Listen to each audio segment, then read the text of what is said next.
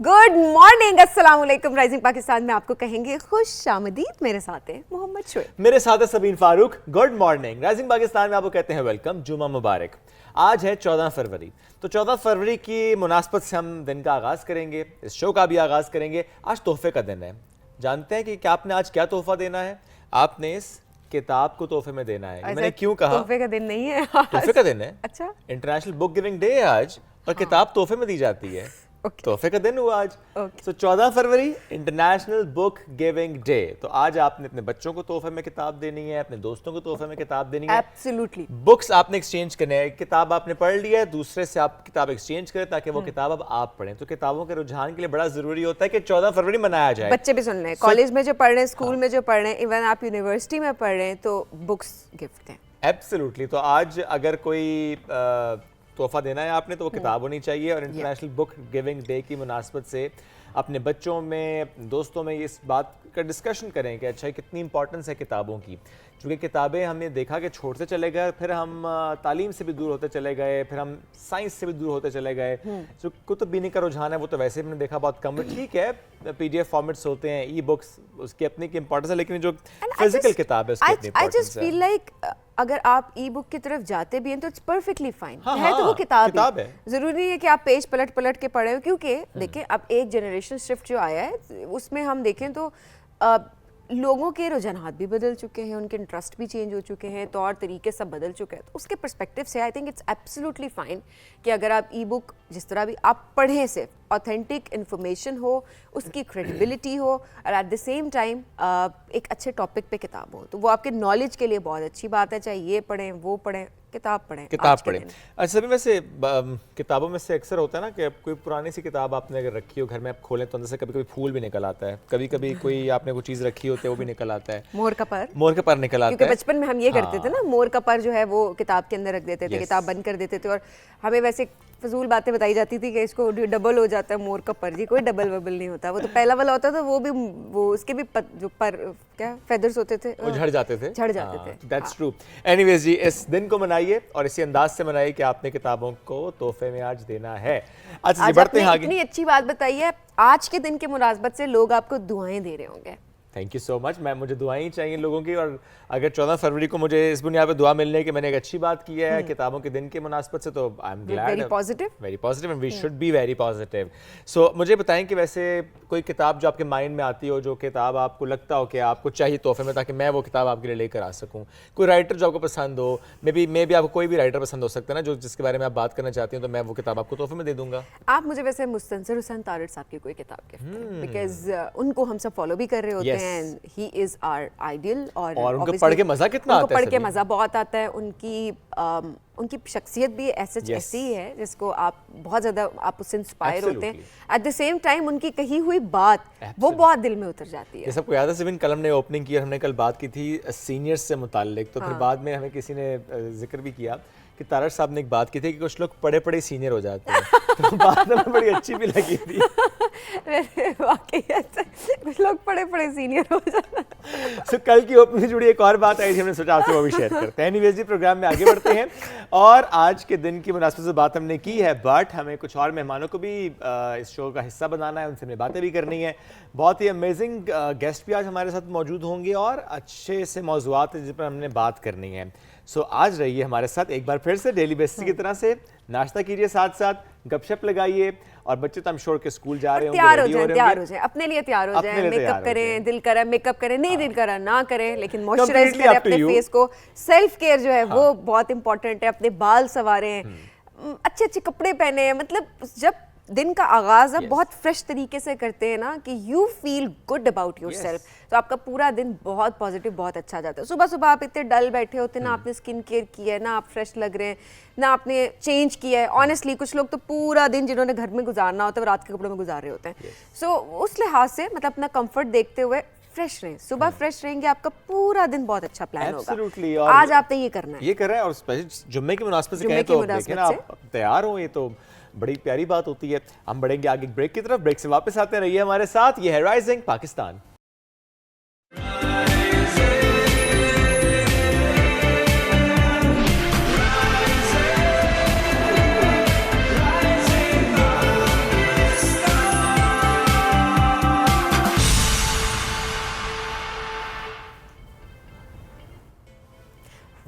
जी rising Pakistan में आपको कहीं खुशामदीद। शोएब अभी तक जो है वो किताबों में बहुत ज़्यादा खोए हुए थे, तो मैंने सोचा कि इनको ज़रा नींद से जगा दिया जाए कि जाग जाएं, किताबों में खोए हुए हैं शोएब आज के दिन।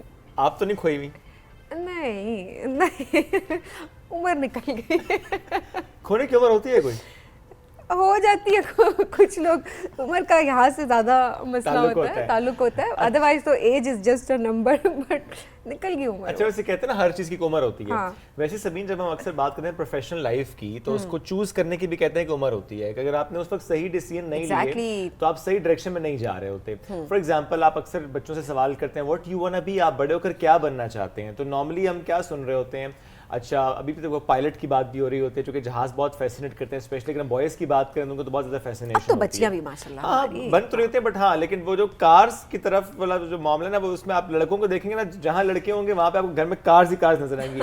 लड़के के मामले में जाहिर है ठीक है, वो कुछ को होता है, बताया जो जाता है उनको गुड़ियां तुम्हारे लिए हैं, कहा नहीं जाता, नेचुरली उनको पसंद आ रहा होता है। ऐसा नहीं होता।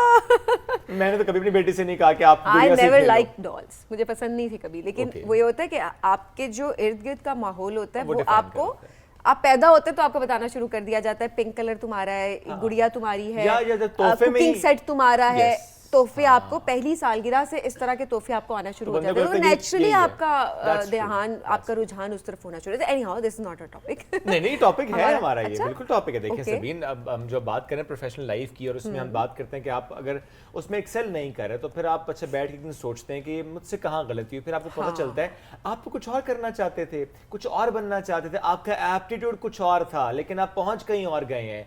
तो ये जो गलतियां हमसे होती हैं, स्पेशली बचपन में होती हैं, इसका नुकसान हमें पूरी जिंदगी उठाना पड़ता है, बल्कि हमारे आसपास लोगों को भी उठाना पड़ रहा होता है। सो आज का हमारा मौजूद है एजुकेशन विद एप्टीट्यूड। ये कितना इंपॉर्टेंट है कि हमारे बच्चे ये समझें, बल्कि हम ये समझें कि हमने अपने बच्चों को वो तालीम देनी है, उस सब्जेक्ट की तरफ लेकर जाना है, उस प्रोफेशन की तरफ लेकर जाना है जिसका एप्टीट्यूड उनके अंदर है, वो चाहे टेक्निकल लेवल पर हो, वो चाहे अदरवाइज उनके अंदर हो, जिसमें वो बेहतर तौर पर परफॉर्म कर सकते हैं, जिसमें वो एक्सीलेंस की तरफ जा सकते हैं। एंड देन पेरेंट्स का उसमें क्या रोल आता है, उसको आज हम थोड़ा क्योंकि वो जो एज होती है ना, उसमें आप पेयर प्रेशर में आ जाते हैं, उसमें आप इन्फ्लुएंस होता है आपके ऊपर, आपके इर्द गिर्द के लोगों का, स्पेशली आपके पेरेंट्स का। स्पेशली कुछ बच्चे जो ये बात कर रहे होते हैं कि हम ये चूज़ करना चाह, हमारा इंटरेस्ट ये था, लेकिन पेरेंट्स का होता है कि नहीं नहीं नहीं मेरा बच्चा तो डॉक्टर बनेगा, इंजीनियर बनेगा। सो ऑब्वियसली उस पर्सपेक्टिव से भी देखा जाए तो बाद में जाके रिग्रेट पेरेंट्स को भी होता है, बच्चों को भी होता है कि बच्चे का इंटरेस्ट ही नहीं था, और ऑब्वियसली वो उस फील्ड में अपने एक्सेल नहीं कर रहा, उसका पढ़ाई में दिल नहीं लग रहा, उसकी मेंटल हेल्थ पे इतना बुरा उसका इम्पैक्ट हो रहा है। सो आज ज़रा इस पूरे सिनेरियो को हम डिस्कस करने की कोशिश की कि कहाँ कहाँ हमारी गलती है और कहाँ कहाँ हम इनको ठीक कर सकते हैं, और पहला स्टेप क्या होना चाहिए इस मामले पे। तो हमें ज्वाइन कर चुकी हैं डॉक्टर हुमैरा जामी साहिबा, national institute of psychology, Quaid university में असिस्टेंट प्रोफेसर। अस्सलाम वालेकुम डॉक्टर साहिबा, कैसी हैं आप? अस्सलाम वालेकुम जी, थैंक यू सो मच, बहुत शुक्रिया आने के लिए। बहुत शुक्रिया। इस पर बात होना शुरू हुई है कि अच्छा एप्टीट्यूड टेस्ट होते तो हैं, पर जरा बड़े लेवल पर हो रहे होते हैं, कि एप्टीट्यूड टेस्ट भी हो, असेसमेंट्स भी हो, फिर बच्चे को हम डायरेक्शन दे रहे हो कि अच्छा आपको इस तरफ को जाना है। आइडियली तो ऐसे ही होना चाहिए, लेकिन अगर हम जनरली बात करें कि हो क्या रहा है, this is not in practice. और अगर हम बात करें कुछ प्राइवेट सेक्टर में ऐसे इदारे या इंस्टीट्यूशंस हैं जो बच्चों को करियर काउंसलिंग करते हैं, जहाँ पे बच्चों को अंदाज़ा होता है कि उनके इंटरेस्ट के मुताबिक या उनकी सलाहियतों के मुताबिक उनको कौन सी चीज़ें ऑप्ट करनी चाहिए, लेकिन अदरवाइज़ हमारे यहाँ ऐसा कोई सिस्टम नहीं है। और हमारे बच्चे वो, जैसे अभी आप बात करी थी पीयर प्रेशर, या जो पेरेंट्स के जो प्रोफेशंस हैं, और जैसे आप कहते हैं कि एक पॉलिटिशियन का बच्चा पॉलिटिशियन बन रहा होता है, तो डॉक्टर का बच्चा भी जल्दी डॉक्टर बन रहा होता है, तो समथिंग फौजी में जो जा रहा होता है वो फौज में जा रहा होता है। तो ये कोई बच्चे जब रोल मॉडल्स को देखते हैं, उनसे इंस्पिरेशंस ले रहे होते हैं, या पेरेंट्स का प्रेशर होता है तो वो उसको फॉलो करते हैं, बट अदरवाइज़ जो एक गाइडेंस है करियर काउंसलिंग के हवाले से या करियर में जाने के लिए, वो हमारे यहाँ कंपैरेटिवली कम पाई जाती है। ऐसा क्यों है? इसके अगर हम अपनी रिसर्च बेस्ड फाइंडिंग्स की बात करें, हम रिसेंटली हमने रिसर्च मुकम्मल की, हमारे वो बच्चे जो कि इंजीनियरिंग प्रोफेशन को ऑप्ट करते हैं, और हमने उनकी परसिस्टेंट इंटेंशन को स्टडी किया कि वो यूनिवर्सिटी में जाके कितना परसिस्ट करेंगे और इंजीनियरिंग को फॉलो करेंगे। तो we had very interesting findings. हमने वो बच्चे लिए जो कि प्री इंजीनियरिंग लेवल पे पढ़ रहे थे, और हमने वो उस्ताद लिए जो प्री इंजीनियरिंग लेवल पे पढ़ाते हैं, और फिर हमने वो उस्ताद और बच्चे भी लिए जो इंजीनियरिंग में पढ़ रहे हैं, यानी डिग्री लेने जा रहे हैं बैचलर इन इंजीनियरिंग में। तो हमने उनके इंटरव्यूज़ भी किए, फोकस ग्रुप डिस्कशंस किए, और फिर बाद में हमने एक लार्जर सैम्पल लेके उनके ऊपर फाइंडिंग्स को इम्प्लीमेंट करने की फाइंड आउट करने की कोशिश की। दे आर मेनी फैक्टर्स जो बैरियर्स की बात करते हैं उनमें से एक बिगेस्ट बैरियर हमारा अपना एजुकेशन सिस्टम है। हमारा एजुकेशन सिस्टम जब वो रोट मेमोराइजेशन पे बेस कर रहा है कि जो बटा रट्टा करा लो या थेरेटिकल नॉलेज कर दें, और हमारे एफएससी के बच्चे बहुत सारे ये कहते हैं कि हमें वो प्रैक्टिकल नॉलेज और नो हाउ ही नहीं है। जो चीज़ें जाके हम यूनिवर्सिटी में देखते हैं, लैब्स जो यूनिवर्सिटी में देखते हैं, और वो एकदम हमारे लिए एक एलियन चीज़ होती है। हम थेरेटिकली ज़रूर पढ़ते हैं, लेकिन फिर हमें रोट मेमोराइजेशन है, फिर नंबर की दौड़ है कि हमने नंबर लेने हैं, बट एक्चुअली उसका जो एक एसेंस है उस नॉलेज की वो क्या होनी चाहिए वो हमें नहीं पता होता। फिर अगर आप बाहर के ममालिक की निस्बत देखें, हमारे यहाँ वो प्रैक्टिकल एप्लीकेशन बच्चों को नहीं बताई जाती है, हमें बचपन से ही पता नहीं होता। शायद डॉक्टरों को तो हम देखते हैं, उनके बारे में हम जान जाते हैं कि डॉक्टर क्या करते हैं, बट इंजीनियर शायद में भी एक हिडन चीज़ होती है जो आपको बहुत सारी मतलब बच्चों को नहीं पता होता कि कौन नोन इंजीनियर है, वेल रिप्यूटेड कौन सा है।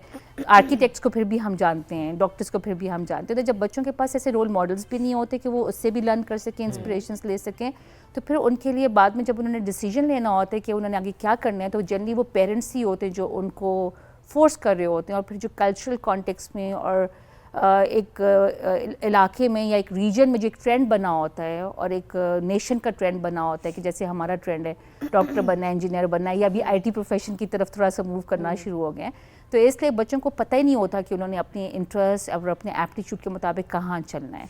तो रोट मेमोराइजेशन और हमारा सिस्टम जो कि हमारी वोकेशनल गाइडेंस पे बिल्कुल बेस नहीं करता।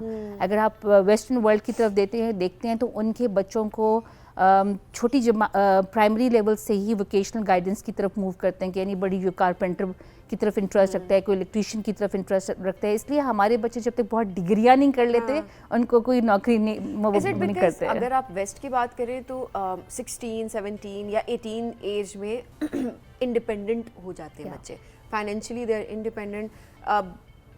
बड़े कम केसेस होते हैं आपके इर्द गिर्द कि आप किसी को जानते हैं और ऐसा है कि उनके पेरेंट्स उनकी हायर एजुकेशन को सपोर्ट कर रहे हैं। ये बड़ा कम रुझान है। क्या यहाँ पर क्या ये भी एक चीज़ है कि हम जब तक बच्चा यूनिवर्सिटी से ग्रेजुएट नहीं कर जाता तब तक पेरेंट्स के साए तले होता है, और ऑब्वियसली पेरेंट्स वो इंडिपेंडेंट नहीं होता, फाइनेंशियल इंडिपेंडेंट नहीं होता। क्या ये भी एक एटीट्यूड है जिसको चेंज करने की ज़रूरत है कि शुरू से बच्चे को बताया जाए और पेरेंट्स 18 ईयर्स से पहले काउंसलिंग शुरू कर दें, एंड 18 के बाद थोड़ा थोड़ा बच्चा अपने जो फाइनेंसेस हैं उनको केटर करना शुरू कर दे? आप बिल्कुल दुरुस्त कह रही हैं, बट वो उस वक्त पॉसिबल होता है जब आपकी एजुकेशन आपको उस लेवल पे लेके आ रही है कि आप इंडिपेंडेंट हो सकें। अगर आप एक थेरेटिकल नॉलेज के साथ ही चल रहे हैं, जैसे हमने बाहर की बात की कि वहाँ वोकेशनल ट्रेनिंग के सिस्टम पाए जाते हैं कि बच्चे साथ साथ कुछ ना कुछ म्यूज़िक सीखना शुरू करते हैं प्राइमरी लेवल से, या वो कोई कारपेंटर या इलेक्ट्रीशियन, या आपने देखा होगा कि अक्सर उनकी ख़वातीन भी घर बना रही होती हैं, उनको कोई इशू या प्रॉब्लम नहीं होता, क्योंकि उनके लिए फिर एक मीनियल जॉब करना और पढ़ाई को छोड़ देना और गैप दे के काम करना, क्योंकि आपने सही कहा कि पेरेंट्स क्योंकि उनको सपोर्ट नहीं कर रहे होते, उन्होंने 14 या 15 साल की उम्र के बाद अपने आप को खुद सपोर्ट करना है। चॉइस ही नहीं है, चॉइस ही नहीं है। हमारे यहाँ क्योंकि चॉइस अवेलेबल है और फिर इसी वजह से हम क्योंकि पेरेंट्स पे डिपेंडेंट होते हैं, हम इसलिए भी डिपेंडेंट होते हैं कि वो फिर हमारे डिसीजन मेकर्स होते हैं। अगर हम कुछ करना भी चाह रहे होते हैं, जब पेरेंट्स की डिमांड होती है कि हमने तुमने ये बनना है या ये बनना है या ये प्रोफेशन अच्छा है, प्रिविलेज्ड है, अच्छी नौकरी लग जाएगी, अच्छी ज़िंदगी बन जाएगी, बच्चों को अच्छा पाल लोगे, तो जब हम बच्चों को ये मैसेजेस भी दे रहे होते हैं तो बच्चे फिर अपने एप्टीट्यूड पे कंसंट्रेशन काम रखते हैं या अपने इंटरेस्ट पे, they do not build upon that thing, क्योंकि उनको फिर ये चीज़ें ज़्यादा नज़र आ रही होती हैं कि जहाँ पे ज़िंदगियों में आसाइशें आएंगी, अच्छी नौकरी मिल जाएगी। सो हमारी फाइंडिंग्स में ये भी चीज़ थी कि बच्चों ने बताया कि हम क्यों इंजीनियर बनना चाह रहे हैं, क्योंकि प्रिविलेज्ड है प्रोफेशन, सेकंड शादी अच्छी जगह हो जाएगी। So that is one of the biggest factor कि they used to tell this thing. Otherwise उन्होंने कहा कि माँ बाप की वजह से इंजीनियरिंग कर रहे हैं, लेकिन जो ही इंजीनियरिंग करके फारिग होंगे, मैं उसमें फोटोग्राफी में जाना चाहता हूँ, मैं शेफ बनना चाहता हूँ, मैं बिजनेस में डिग्री कर लेंगे, उसके बाद कहते जब एक बार माँ बाप राजी हो जाएंगे उसके बाद हम जरा अपना पाथ चेंज कर लेंगे। एग्जैक्टली। आपकी नज़र में पहला एप्टीट्यूड टेस्ट कब होना चाहिए? एप्टीट्यूड टेस्ट तो मैं नहीं कहूँगी, एप्टीट्यूड बिल्डिंग की बात करूँगी। एप्टीट्यूड बिल्डिंग तो आपकी, जैसे आप लोगों ने भी बात की कि बचपन से ही आपको एक डिस्क्रिमिनेशन स्टार्ट हो जाती है कि बच्चियों को आप एक चीज़ दे रहे हो बच्चों को, और उसी तरह बच्चों की एबिलिटीज कैपेबिलिटीज फ़र्क पड़ता है बहुत। बच्चों को हम बताना शुरू कर देते हैं, इतना छोटा सा बच्चा, उसको कहते हैं मर्द बनो, लड़के नहीं रोते या इस तरह से, तो वो तो आप खुद उसके अंदर डाल करें ना। एग्जैक्टली। सो रिसर्च ये भी कहती है कि जो हम यही बचपन की जो चीज़ें जैसे होती है ना, कि जैसे हम कहते हैं कि लड़कों में स्पेशल एबिलिटी अच्छी होती है, मैथमेटिकल एबिलिटी अच्छी होती है, लड़कियों में वर्बल एबिलिटीज़ अच्छी होती हैं, क्योंकि हमने बच्चों को एक्सपोजर दिया होता है। बेटियों को हम उस तरह ज़्यादा इंटरेक्टिव होते हैं, उनके साथ बातचीत करते हैं, लड़कों के साथ हम इतनी बातचीत नहीं करते, उनको फिर मैकेनिकल वे में लेके चल रहे होते हैं, तो उनकी फिर ब्रेन डेवलपमेंट और स्किल डेवलपमेंट वैसे चलना शुरू हो जाती है। So it depends. देखें, अगर तो पेरेंट्स की एक गोल सेटिंग वाली बात होती है, जैसे हम बीइंग पेरेंट में भी अपना एक गोल सेट करूँगी कि मेरे बच्चे को कहाँ किस तरफ मूव करना चाहिए, बिकॉज आई ऑल्सो वांट कि मेरे बच्चे प्रोग्रेस करें और सक्सेसफुल हों, बाद में उनको प्रॉब्लम हो। हर पेरेंट ये चाहता है। तो वो फिर वो गोल सेटिंग वाली बात होती है, फिर आप बच्चे को वो एक्सपोजर भी देते हैं। फॉर एग्जाम्पल, अगर आप अपने कल्चर में समझते हैं कि मैंने अपने बच्चे को स्पोर्ट्समैन बनाना है, तो अगर आप कंट्री को देखें तो कंट्री में स्पोर्ट्समैन की जगह नहीं है, उसको बड़ी मुश्किल से स्ट्रगल करके अपनी जगह बनानी पड़ेगी, राइट। लेकिन अगर आप बाहर के ममालिक में होंगे तो स्पोर्ट्समैन एक एक्चुअल प्रोफेशन है कि वो आप एक स्पोर्ट्स में चले गए और उनकी यूनिवर्सिटी में स्पोर्ट्स में जो बच्चा जा रहा होता है उसको एक्स्ट्रा जो है वो सपोर्ट दी जाती है, तो वहाँ पे स्ट्रगल करके कुछ बन जाना स्पोर्ट्स में आसान होगा। बट हमारे मुल्क में आसान नहीं है, क्योंकि हमारे मुल्क में एक प्रोफेशन के साथ अटैच्ड होना पेरेंट्स के लिए भी इम्पोर्टेंट है और बच्चों के लिए भी इम्पोर्टेंट है। सवाल करते हैं आप करते क्या है, हाँ हर जगह, लेकिन वहाँ पे एक प्रोफेशन है स्पोर्ट्स की में जाना, लेकिन यहाँ पे प्रोफेशन नहीं है। सो एक कंट्री का विजन भी होता है कि जैसे फॉर एग्जांपल अगर हमें वक्त के साथ अंदाज़ा हो रहा है कि स्टेम फील्ड में लोग नहीं जा रहे, science, technology, engineering and mathematics, और आपको लगता है कि आपकी नेशन की बिल्डिंग में या प्रोडक्टिविटी को इंक्रीज़ करने के लिए इस फील्ड में इनपुट देना बहुत ज़रूरी है, तो फिर आप बचपन से बच्चों को वो एक्सपोजर देना शुरू करते हैं जहाँ पे बच्चों को स्टेम फील्ड का पता हो, मैथमेटिक्स में अच्छे हों या उनकी एनालिटिकल एबिलिटी अच्छी हो, तो हम उस पर इन्वेस्ट करते हैं। एजुकेशन सिस्टम भी उस पर इन्वेस्ट करता है। समहाउ जो मैंने ऑब्जर्व किया, हमारा एजुकेशन सिस्टम जिस चीज़ पे ज़्यादा इन्वेस्ट कर रहा है वो इस्लामियात पे कर रहा है कि उस करिकुलम को चेंज कर देते हैं, उर्दू को कर देते हैं, उसकी करिकुलम को चेंज कर देते हैं। That's important. उसमें बहुत सारे लोग बैठे हैं और जो डिसीजंस लिए जाते हैं वो एक लेवल पे लिए जाते हैं, प्रॉब्ली उसके अंदर भी बहुत सारे फैक्टर्स होते हैं जिनको देख के चलना पड़ता है। Eight the same time teachers पे कितनी रिस्पॉन्सिबिलिटी आयद होती है, बिकॉज देखें करिकुलम अगर चेंज हो भी जाता है लेट्स सपोज, बट आप एक क्लासरूम में जब डाइवर्स बैकग्राउंड्स के स्टूडेंट्स बैठे हुए हैं, सो लेसन प्लानिंग भी तो बहुत मैटर करती है ना। एक छोटा सा अगर लेसन है, करिकुलम चेंज हो गया या लेट्स सपोज नहीं भी हुआ, अभी करंट करिकुलम भी अगर है, लेसन प्लानिंग में भी तो वो चीज़ें आती है ना कि टीचर म्यूज़िक के थ्रू उस लेसन को सिखाए, टीचर एक्टिविटीज़ के थ्रू सिखाए, टीचर ग्रुप एक्टिविटीज़ के थ्रू सिखाए, आउटडोर ट्रिप्स की तरफ लेकर जाएं, बच्चे को प्रैक्टिकल नॉलेज वहीं से देना शुरू कर दें। सो डोंट यू थिंक कि अगर हम सॉल्यूशंस की बात करें तो ये सबसे बेस्ट और सबसे पहला सॉल्यूशन होना चाहिए? That is going to be a very good solution, but it totally depends upon the resources also. क्योंकि अगर प्राइवेट सेक्टर स्कूल्स की बात करते हैं, दे हैव गुड रिसोर्सेज, वहाँ पे एक टीचर की जो लेसन प्लानिंग होती है वो उन डायरेक्शंस में मूव करती है। बट अगर आप वो बात करते हैं कि बच्चे को even with those resources which are available, उसको अगर आप ये बिल्कुल दुरुस्त कह रही हैं कि वो प्लानिंग सिखा सकें कि कहाँ बच्चे ने प्रैक्टिकली चीज़ों को करके देखने चलना है। जैसे एक बच्चा किस जमात से हाइपोथेसिस टेस्टिंग और हाइपोथेसिस बिल्डिंग की बात करेगा ताकि उसको साइंटिफिक नॉलेज का पता चले, किस पे उसने छोटे छोटे एक्सपेरिमेंट स्टार्ट करने। तो अपने रिसोर्सेज में होते हुए भी अगर एक साइंस का उस्ताद है, वो उस चीज़ को कैसे इम्प्लीमेंट करके दिखा सकते हैं अपनी क्लास के अंदर, so that matters a lot.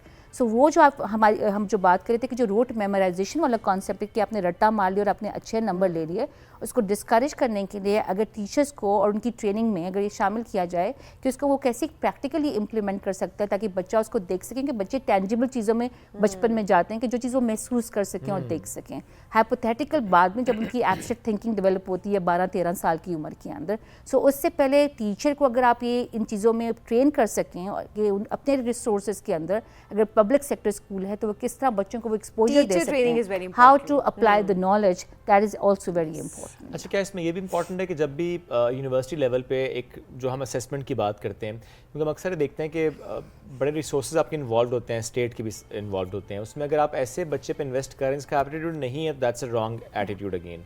सो ये इंपॉर्टेंट नहीं होता कि आप एक स्क्रीनिंग करें, अच्छा ये बच्चा क्या इसको आना चाहिए इस फील्ड में या नहीं आना चाहिए, बेसिक स्क्रीनिंग होनी चाहिए या होती है स्क्रीनिंग ऐसी? देखिए, अगर आप बात करें हमारे यहाँ मैट्रिक के ऑनवर्ड्स के बच्चे को आप एक डिसीजन मेकिंग की तरफ ले जाते हैं कि आपने FA FSC कंप्यूटर पढ़ना है या आपने क्या करना है, वो डिपेंड करता है कि बच्चे का इंटरेस्ट भी क्या है, पर समटाइम्स इट हैपेंस कि बच्चे इंटरेस्ट रखते हैं कि हमने आईटी में जाना है, लेकिन जब वो ले लेते हैं तो जब उनको पता चलता है कि मैं तो आईटी नहीं पढ़ सकता, कंप्यूटर इतना आसान नहीं है।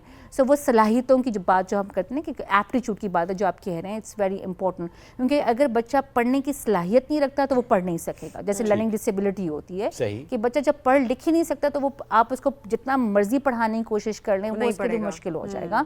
इसलिए आप उसके लिए कोई और मेथड ऑफ टीचिंग जो है उसको इस्तेमाल करेंगे तो आप बेहतर होगा। जैसे टॉम क्रूज जो है उसको लर्निंग डिसेबिलिटी है, so it doesn't mean that he is not successful, वो one of the successful person in the world.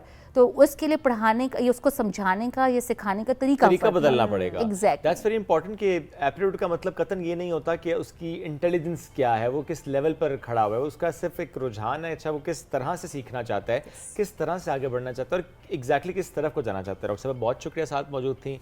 Aptitude कितना इंपॉर्टेंट होता है हमारी ज़िंदगी में उसको समझना, और ये ज़रा eight the same time parents की बड़ी जिम्मेदारी है, इसमें टीचर्स की जिम्मेदारी है, हमारे बड़ों की जिम्मेदारी है कि पहले वो माहौल फराहम करें उस बच्चे के लिए, ताकि वो अपने एक जो उसने गोल सेट करना है, जिस डायरेक्शन में उसने जाना है, उसको समझ आए कि मैं जा सकता हूँ, मुझे सपोर्टिव माहौल मिलेगा।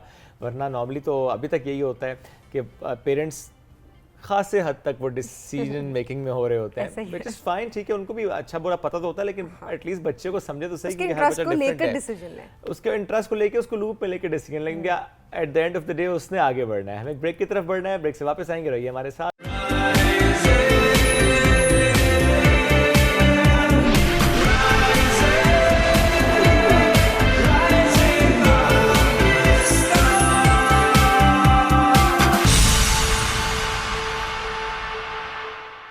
Welcome back after the break.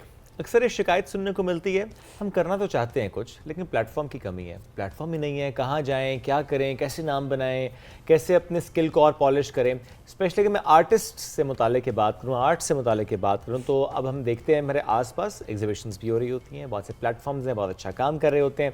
सो अब अगर आर्टिस्ट कहे कि नहीं मुझे नहीं पता कि मुझे कहाँ करना है, इसका मतलब है कि आप सही कनेक्टेड नहीं है, आप उन प्लेटफॉर्म से नेटवर्किंग की ज़रूरत है, वो स्किल्स फिर आपको चाहिए ताकि आप उन प्लेटफॉर्म्स तक पहुँच सकें और फिर वहाँ पर अच्छा काम आपका पहुँचे, वो काम फिर डिस्प्ले हो, लोगों तक पहुँचे और आपका नाम बन सके। तो एक प्लेटफॉर्म है ऑफ ग्रिड, 2 साल हो गए इस प्लेटफॉर्म को, कैसे ये आर्टिस्ट के लिए एक अच्छा प्लेटफॉर्म साबित हो रहा है, कैसे उनके काम को फ़रोग़ दे रहा है, आज हम इससे मुतालिक बात भी करेंगे। और जिस शख्सियत ने ज्वाइन किया उन्होंने इसकी बुनियाद तो रखी, लेकिन अदरवाइज़ भी उनका माशाल्लाह दहाइयों का एक्सपीरियंस है टीचिंग का।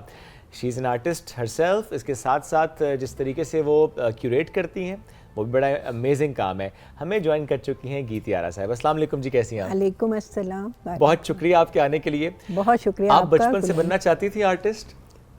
मैं सही बात बताऊं, बचपन में मैंने सिर्फ आर्ट इसलिए लिया था कि मैं वो उस वक्त हमें चॉइस थी ज्योमेट्री और उसकी, तो मैंने कहा मैथ से मेरी कोई इतनी मोहब्बत नहीं थी, तो मैंने कहा ये आर्ट ज़्यादा आसान लग रहा है। बट फिर वो उसने अपनी तरफ एक पूरी तरह खींच ही लिया अपनी तरफ, और फिर मुझे घर से भी सपोर्ट मिली डेफिनेटली।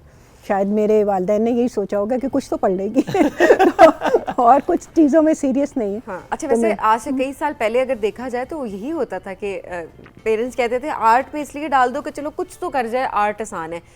इस तरह से उसकी इम्पोर्टेंस का भी नहीं पता था कि आगे चल के इसकी कितनी इम्पोर्टेंस होने वाली है, इसका कितना स्कोप है। बट आज देखें माशाल्लाह आप जैसे लोग किस तरह से अपना नाम भी बना रहे हैं और इस फील्ड में स्कोप भी, वाकई स्कोप अभी आपको लग रहा है कि मज़ीद बढ़ेगा आगे आइंदा कुछ सालों में? मेरे ख्याल में तो अभी भी बहुत बढ़ चुका है। It is not that classic field जो फाइन आर्ट्स की होती थी ना, वो ख़त्म हो गई। मैंने ग्राफिक डिज़ाइनिंग में बेसिकली अपना मास्टर्स किया था, और उसके बाद ये हुआ कि फिर ज़ाहिर मैं टीचिंग में आई तो ज़्यादा और आर्ट हिस्ट्री और फिर वो सब चीज़ें। लेकिन जो इस वक्त स्कोप है ना आर्ट का, वो इन्फिनिट है। इसलिए कि it is not just the fine arts या सिर्फ आप आर्ट के ही जो डिज़ाइन की फील्ड्स हैं, इंटरडिसिप्लिनरी हो गया। अब आप ये भी, जैसे हमारे कंप्यूटर्स के बच्चे हैं, they are very good designers too at the same time. साथ में वो कितने आप देखें मल्टीटास्कर्स हैं, मतलब नॉट ओनली बाकायदा प्रोफेशनली वो कितने स्ट्रैंड्स को इकट्ठे लेके चल रहे हैं। तो वो चीज़ उनको उस आर्ट ने एबिलिटी उनको भी दी और बाकी डिसिप्लिन ने भी उसको कॉम्प्लीमेंट किया। तो ये जो आर्ट को हम बिल्कुल एक अलग कंपार्टमेंट में डाल देते हैं ना, that I believe is wrong. क्योंकि मैंने खुद एक्सपीरियंस भी किया एंड आई हैव सीन कि कितने स्टूडेंट्स हमारे, जिस तरह कॉलेज में मुझे 32 साल जो मैंने पढ़ाया, तो मेरा बहुत बड़ी अपॉर्चुनिटी मुझे ये मिली कि एक तो आप यंग बच्चियों से मिलते हैं और दूसरा मुझे उसके साथ साथ जाहिर है और भी अपॉर्चुनिटी मिली, not only in ICG university level पे भी पढ़ाने का मौका मिला। तो वो जो बच्चे हैं वो सिर्फ इवन साइंस के स्टूडेंट्स भी मेरे अभी भी जिनसे मेरा ताल्लुक़ है, वो अपने साइंस बैकग्राउंड के साथ रहते हुए भी वो अपने इस पैशन को कंटिन्यू करते हैं एंड इट कंट्रीब्यूट्स, क्योंकि आर्ट कहने की बात है, हम एक आम फहम ज़बान में भी जब आर्ट का लफ्ज़ इस्तेमाल करते हैं तो बहुत रिलेटिवली हायर लेवल होता है ना, कि उसको खाना पकाने का आर्ट आता है, वैसे तो उल्लू बनाने का भी आर्ट आता है तो वो हम जो देते हैं दैट इज नॉट लेवल होता है, ये बड़ा बड़ा लेवल होता है। तो वो इसका मतलब ये है कि वो कोई ऑर्डिनरी चीज़ नहीं है, it is way above the ordinary, मतलब एक बिल्कुल उसमें से। तो इसका जब आप बच्चे को आर्ट सिखाते हैं इसका मतलब है यू आर ट्रेनिंग हिम और her to a wider world, for a wider world. आप उसे क्रिटिकल थिंकिंग, यानी जब वो तनकीद सुनेगा करेगा, प्रोसेस होता है पूरा।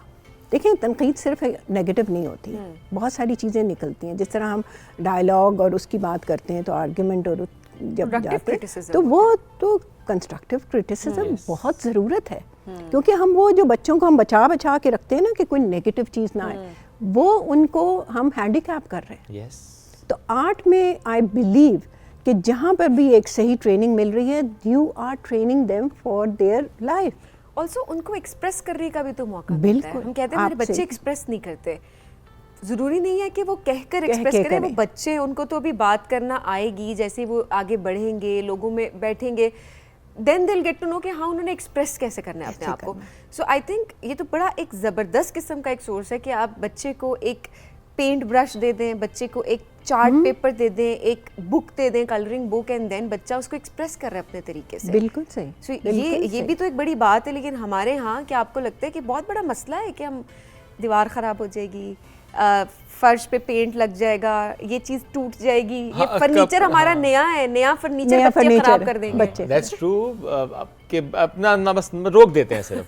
हाँ, मैं माजरत के साथ हम मैल के ऊपर तवज्जो नहीं देते हैं, लेकिन हम फैंसी चीज़ों की तरफ तवज्जो देते हैं। जिस चीज़ को यानी सफाई निस्फ ईमान हमारा वो एक तरफ रह जाता है, लेकिन हम बिल्कुल सुपरफिशियल चीज़ों की तरफ है। देखिए मैं जिस तरह बैठी हूँ, मैं थोड़ा बैठ के कुशन को एडजस्ट करूँगी वो टेढ़ा हो जाएगा।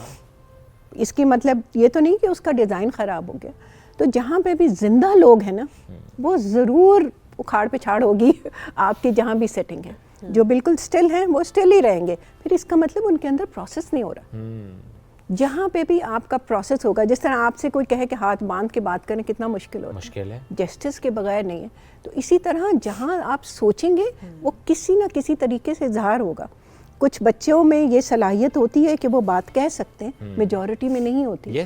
तो उनको और चैनल्स दे, हो सकता है वो क्ले वर्क में मज़ेदार तरीके से अपनी बात को कह सकें, इवन अपने एग्रेशंस निकाल लें, अपनी बहुत सारी ऐसी चीज़ें जो वो इजहार करने से झिझकते हैं वो अपना निकाल लें।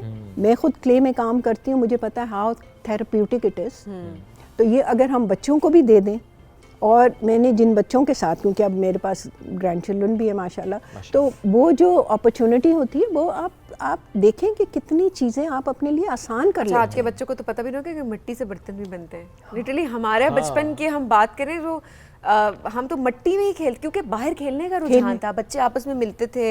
हमें पेरेंट्स उस तरह से नहीं रोकते थे कि हाथ ख़राब हो जाए, कुछ ज़्यादा देर कि हाँ नहा लो, मिट्टी साफ कर लो। लेकिन पता नहीं ये चीज़ अब हम कहते हैं ना कि अच्छा आपके पेरेंट्स बहुत एडवांस हैं, अब ज़्यादा पहले मुझे लगता है कि इस कॉन्टेक्स्ट में चीज़ ज़्यादा होती थी कि बच्चों को एक्सपोजर ज़्यादा दिया जा रहा होता था। अब शायद ज़्यादा बच्चों को बचा के हम इतने प्रोटेक्टिव हो गए कि हम बच्चे को ग्रो नहीं होने देते। आप सही कह रही हैं, कुछ गैजेट्स भी हैं जो हमें रोक रही हैं, और वो जो आप सेंस ऑफ प्रोटेक्शन है ना, वो हमारी ये है कि हमारे नज़रों के सामने रहेंगे तो प्रोटेक्टेड रहेंगे। लेकिन जो गैजेट आपके पास है, बच्चा आपके सामने होते पे भी आपके पास नहीं है। एब्सोल्युटली। तो why not engage them in an activity. मैं ये नहीं कह रही गैजेट्स के मैं बिल्कुल ख़िलाफ़ नहीं हूँ, क्योंकि गैजेट्स हमारे लिए इस वक्त एक बहुत बड़ा ज़ख़ीरा है इंफॉर्मेशन का, और उससे दूर रखना भी जाती है। लेकिन बच्चों को आप बच्चा रहने अगर देना चाहते हैं तो उन्हें आप खुल के, वो जो कहते हैं ना, जीने दें, खुल के जीने दें, तो वो बिल्कुल, तो वो तभी हो सकता है आप एक तो इंगेज हो, और दूसरा आप उनको ऐसा काम करने दें जिससे उनका फिजिकली भी वो इंगेज हो एंड मेंटली भी इंगेज हो। और मैं बताऊं, जो आर्ट एक्टिविटीज़ होती है ना, बच्चे चाहे जितने मर्जी आपको ये फील हो कि ये आइसोलेशन में बैठे हुए हैं, वो आइसोलेशन में नहीं होते। वो जब काम कर रहे होते हैं, they have their own world.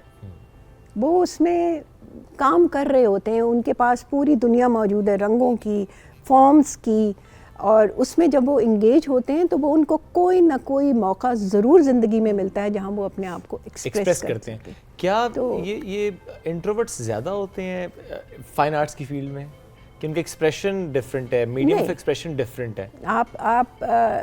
नहीं, मैं थोड़ा सा इससे बिल्कुल उसी तरह ही लोग हैं जिस तरह एक आम जिंदगी में होते हैं, कि इतनी वैरायटी आपको नजर आएगी।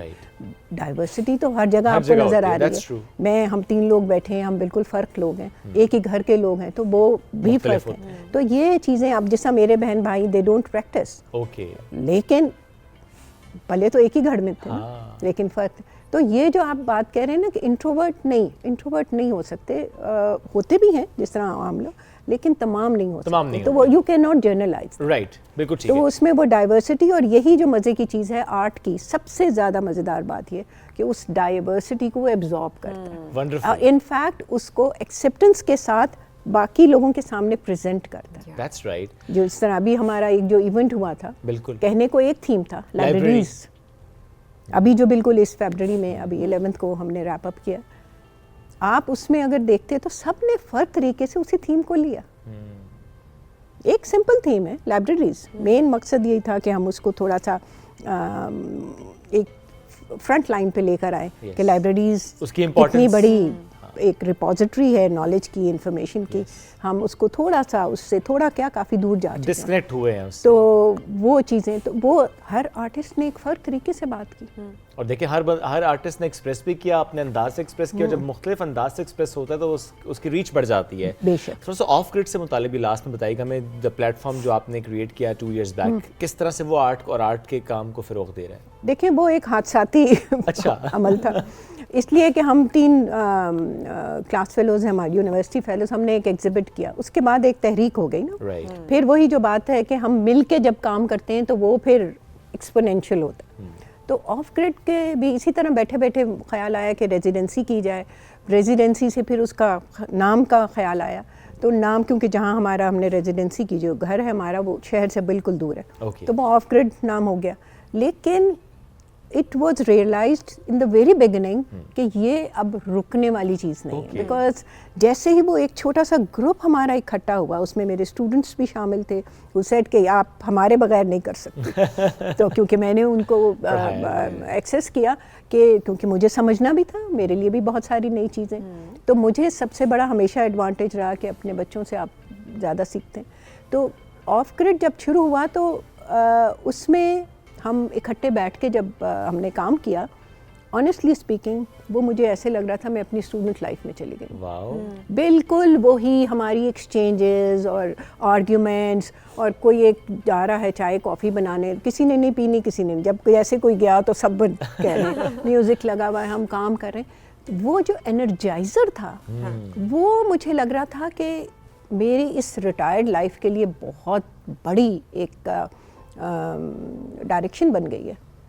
उसने फिर मुझे रुकने नहीं दिया, और फिर हमारा ग्रुप बढ़ता गया, और फिर हम थोड़ा और भी कॉन्शियस ये हो गए कि हमने जो अगली की वो एक बिल्कुल क्लैरिटी के साथ प्लान की कि हम थीमेटिक रखेंगे, ताकि हम कुछ एक अपना एक मकसद, बिल्कुल एक एजेंडा के साथ चले। वो हमारी क्लाइमेट के ऊपर थी, फिर हमने जिस तरह ये अभी की है लाइब्रेरी के ऊपर, कि ताकि एक मकसद सामने भी सामने बड़ा अच्छा एक मौजू के साथ आप लोग आते हैं और इस तरह से काम आपका आगे जा रहा होता है। कीर्ति साहब, बहुत शुक्रिया साथ मौजूद थी इस प्रोग्राम में। आप लोगों का बहुत अच्छा बोलती हैं आप, माशाल्लाह, काम तो आप अच्छा करती हैं, अंदाज़े गुफ्तगू भी बहुत प्यारा है आपका। हम एक ब्रेक की तरफ बढ़े नाज़रीन, ब्रेक से वापस आएंगे, रहिए हमारे साथ। ये है राइजिंग पाकिस्तान।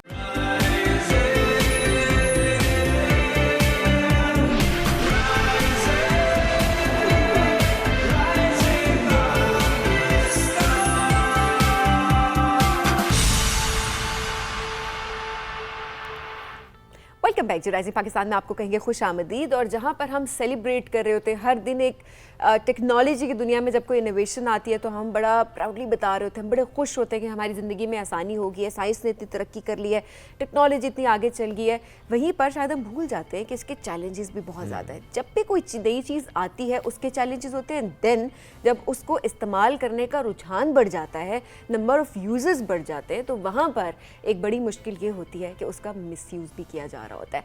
टेक्नोलॉजी जो इनोवेशन उसमें आती है, अगर आप उसका मुस्बत इस्तेमाल करते हैं इट्स परफेक्टली फाइन, वो बहुत अच्छा है। लेकिन जब आप उसका मनफी इस्तेमाल करते हैं कई ज़िंदगियां तबाह कर देता है। मैं ख़वातीन के पर्सपेक्टिव से बहुत ज़्यादा बात करूँगी इस वक्त, क्योंकि ऑनलाइन प्लेटफॉर्म्स की अगर बात की जाए वहाँ पर ख़वातीन की सिक्योरिटी को उस तरह से मेक श्योर अभी तक नहीं बनाया गया। अगर कोई ऐसी इनोवेशन आती है टेक्नोलॉजी में, कोई नया टूल आता है, तो वहीं पर उसको केटर करने के लिए किसी भी तरह की रेमेडीज़ नहीं आ रही होती कि ये सोल्यूशन है, अगर ये हो जाए तो हम इसको ये कर सकते हैं। सो आज हम ज़रा इस हवाले से बात करेंगे कि ऑनलाइन प्लेटफॉर्म पे अगर ख़वातीन को हरासमेंट का सामना करना पड़ रहा है या किसी भी तरह से उनके कंटेंट को मिसयूज़ करने की कोशिश की जा रही है, उनका डाटा कॉम्प्रोमाइज़ हो रहा है, तो उसको हम किस तरह से सेफ एंड सिक्योर बना सकते हैं। ऐसे कौन से प्लेटफॉर्म्स मौजूद हैं जहां पर राब्ता किया जा सकता है। एट द सेम टाइम हम मर्दों के हवाले से बात करेंगे, क्योंकि जो आजकल जो डीप फेक का कॉन्सेप्ट है, सिर्फ जो पिक्चर आती है वो खातून की किसी मर्द के साथ ही आ रही होती है ना, तो ऑब्वियसली हम बात शायद बहुत ज्यादा औरतों की कर रहे होते हैं, मर्दों को उस तरह से दोनों डिस्टर्ब हो जाते हैं, फैमिली लाइफ डिस्टर्ब हो जाती है, and to be very honest बहुत सारी जिंदगियां तबाह हो जाती हैं और हमारे सामने हुई हैं। We have so many examples. इस मौजूद पर गुफ्तगू करने के लिए हमें ज्वाइन किया साइबर सिक्योरिटी एक्सपर्ट भी हैं, सहाफ़ी भी अमरीन चौधरी साहबा। बहुत शुक्रिया आपने वक्त दिया। अस्सलाम वालेकुम। वालेकुम अस्सलाम। First of all good morning Pakistan. Good morning ji, thank you so much. Amreen, आप भी फेस कर रही हैं as a women cyber security के इस दौर में, जब हम हरासमेंट की बात करते हैं, हम डिजिटल स्पेसेस में सेफ्टी के इश्यूज की बात करते हैं, are you facing yourself? I also facing this. मुझे 14 साल हो गए साइबर सिक्योरिटी और साइबर क्राइम को फेस करते हुए, बट मैं एक बात कहती हूँ, हर चैनल पे जाके यही कहती हूँ, पाकिस्तान में ये सिचुएशन अलार्मिंग है। अगर मैं जाऊँ ना यूरोप और अमेरिका की एग्जांपल ले लूँ, मेरी अपनी नीस जब इंग्लैंड से आती है, वो बच्ची 5 साल की है, बट बेबी ट्रेंड है, उसने अपने पैड को किसी को हाथ नहीं लगाना, क्योंकि उसकी पर्सनल चीज़ है। हमारे यहाँ अपनी ज़िंदगी हमारी सेफ नहीं है, तो पर्सनल चीज़ को तो आप छोड़ ही देना। तो जैसे सभी ने अच्छी एग्जाम्पल दी है कि नो डाउट, कहते हैं ना कि औरत माँ भी है, बहन भी है, बेटी भी है, तो ये हमें सोचना चाहिए कि हम हर रूप में, हर डिफरेंट रूप अदा कर रहे होते हैं। तो मैं इलामा इकबाल का एक शेर है, उससे ये आपके आगाज़ करती हूँ अपने टॉपिक का। है दिल को है मौत मशीनों की हुकूमत, एहसास मुरव्वत कुचल देते हैं एहसास। मतलब ये इलामा इकबाल ने उस टाइम पोइट्री की थी, इसका मकसद ये है कि मशीनों की हुकूमत अब आ गई है ना, AI का दौर है, आर्टिफिशियल इंटेलिजेंस का, साइबर सिक्योरिटी का। कुछ लेडीज़ ऐसी हैं जो बिल्कुल बेचारी अनपढ़ हैं, उनके बच्चों ने फेसबुक बना दिए। मैं कहती हूँ कि अगर आपके बच्चे के हाथ में वो मोबाइल आता है ना, तो आप उससे खामोश कातिल दे रहे हो। बच्चा गली मोहल्ले में जाता है ना, तो हम कहते हैं ना कि फ़लाँ से तुम बात ना करो, फ़लाँ अच्छा नहीं है, लड़का लड़की कोई भी है, जेंडर बैलेंस में होकर बात कर रही हूँ। लेकिन वही बच्चा जब एक डिवाइस यूज़ कर रहा है, तो आपको नहीं पता कि वो फेसबुक पे क्या कर रहा है, ट्विटर पे क्या कर रहा है, लिंक्डइन पे क्या कर रहा है, टिकटॉक पे क्या कर रहा है, स्नैपचैट पे क्या कर रहा है, each and every apps. First of all, last time अगर याद हो मैंने आपसे ये बात की थी, चेक एंड बैलेंस होना चाहिए। अगर विदाउट चेक एंड बैलेंस आप मीडिया को खुला छोड़ देना, तो जैसे पैमरास के लॉज हैं, इस हर ऐप्स के भी लॉज होने चाहिए। हम लोग कहते हैं ना कि अमेरिका हमसे क्यों आगे, चाइना हमसे क्यों आगे, ये डिवाइसेस उन लोगों ने बनाई हैं, बट उन लोगों के बच्चे तेज़ भी हैं। फॉर एग्जांपल, किसी की फेसबुक लड़की की हैक हो गई है, उसको पता है कि मैंने क्या करना है, घबराना नहीं है। हमारे यहाँ ये एग्जांपल मैं ये दे सकती हूँ कि जैसे FIA से मेरा ताल्लुक है, तो मैं अक्सर केसेस में देखती हूँ कि बच्चियाँ मुझे रात को कॉल कर रही होती हैं, मिस अमरीन मेरी पिक्चर लीक हो गई है, फियोंसी ने लीक की है, तो अब मुझे थ्रेट मिल रही है कि मैं खुदकुशी कर लूँ। और मेरे इस आंखों के सामने कई बच्चियों ने अपनी जान दी भी है, क्योंकि दी गया कि उनके फादर बूढ़े हैं, रिश्ते टूट जाते हैं, घर उनके तबाह हो रहे हैं। तो बच्चियाँ कहती हैं मैम हमारा रिलेशनशिप ब्रेक हो गया, तो अब हम क्या करें, इसमें हमारी क्या गलती है। तो मैंने उनको एक ही बात समझी, मैंने कहा बच्चों एक बात तो ये है कि इस ज़माने में सिर्फ आपके साथ रिलेशनशिप पता ही कौन है आपके लॉयल, सिर्फ बाप भाई, ये ब्लड रिलेशन, बाकी किसी पे ट्रस्ट ना करें। और फर्स्ट फेसबुक पे जो जिन बंदों को आप नहीं जानते ना, तो उनको मत ऐड करें। मैं अपनी फेसबुक बहुत इंपॉर्टेंट बात है, वो अक्सर होता है ना म्यूचुअल फ्रेंड्स आप ऐड कर लेते हैं। और मैं आपको बताती हूँ, मेरी अपनी फेसबुक एग्जांपल है। मुझे जो अपने एक टीचर है मार Jafri, additional director general FIA है, तो मुझे कल परसों मीटिंग में कह रहे, जूम मीटिंग में, अमरीन बेटा तुम्हारे फेसबुक की जो स्ट्रेंथ है 460 से ऊपर दोस्त क्यों नहीं बना रही हो। मैंने कहा सर जी मैंने इनमें से भी काफ़ी को माइनस की है। तो क्योंकि मुझे नहीं पता कि मेरी सिक्योरिटी रिस्क कहाँ पे सेम है। Is the case with me. मैं खुद इस चीज को Yeah. मेक श्योर करती हूँ कि फेसबुक जो है वो मैंने बड़ा प्राइवेट अकाउंट इवन कि मैंने लॉक किया हुआ है। अक्सर लोग कहते हैं 10 लोग लाइक करें, 20 लोग लाइक Yeah. करें, तो I don't care about that, because जो मेरी पब्लिक प्रोफाइल है आई नो कि मैंने उस पर क्या पोस्ट करना है। एंड देन फेसबुक जो मैंने अपनी एक पर्सनल एक वो Yeah. बनाई हुई है, सो उसका भी मुझे पता है कि मैंने उस पर क्या पोस्ट करना है, बट स्टिल Yeah. मुझे पता है अगली बात आपकी ये आएगी कि जो आपने पब्लिक भी की हुई है, आप कुछ भी पोस्ट करें, मैंने तो still पब्लिक you are बनाई not नहीं। safe. I will tell you कि मैं तो चौधरी फैमिली से बिलोंग करती हूँ और जहाँ पे मैं बैठी हूँ बड़ी मुश्किल से बैठी, respect matter a lot for me. मैंने तो पब्लिक बनाई ही नहीं है, जस्ट एक ही बनाई है, वो भी लॉक्ड है। और यूट्यूब चैनल है बनाया हुआ है, उसको लोग जो मर्जी देखें, आई डोंट केयर। वेबसाइट बनी हुई है, बट मैं ये चाहती हूँ कि जब हम लोग ऐप्स यूज़ करते हैं, साइबर सिक्योरिटी पे आते हैं, कम टू द अपने टॉपिक पे। जी, जी। साइबर सिक्योरिटी का ये होता है कि फर्स्टली आप लोग कोई गाड़ी खरीदते हो ना, तो उसके लिए लॉक आप लोग लगाते हो ना, बिल्कुल। आप लोग सिस्टम्स लेते हो, तो आप लोगों को फर्स्ट ऑफ ऑल ये चाहिए कि मैं तो अपना ये करती हूँ, लैपटॉप ऑन करती हूँ ना अपना, पहले मैं देखती हूँ कोई क्रिमिनल एक्टिविटीज़ मेरी ईमेल्स पे नहीं हो रही। कई दफ़ा मेरी ईमेल्स भी हैक होती हैं, ऐसे क्यों कहूँ नहीं होती, ऑफिशियल हो जाती हैं, लेकिन मुझे पता चल जाता है, तो मैं अलर्ट हो जाती हूँ ना, क्योंकि सुबह उठेंगे एफ ये करेगी तो करेगी, लेकिन हम खुद भी तो कुछ खुद भी करें तो ना। कुछ करें, सही बात है। रात पूरी हम रोने धोने में गुजार देंगे तो वो तो अगले बंदे का तो काम है, हैकर ने तो कर देना अपना काम।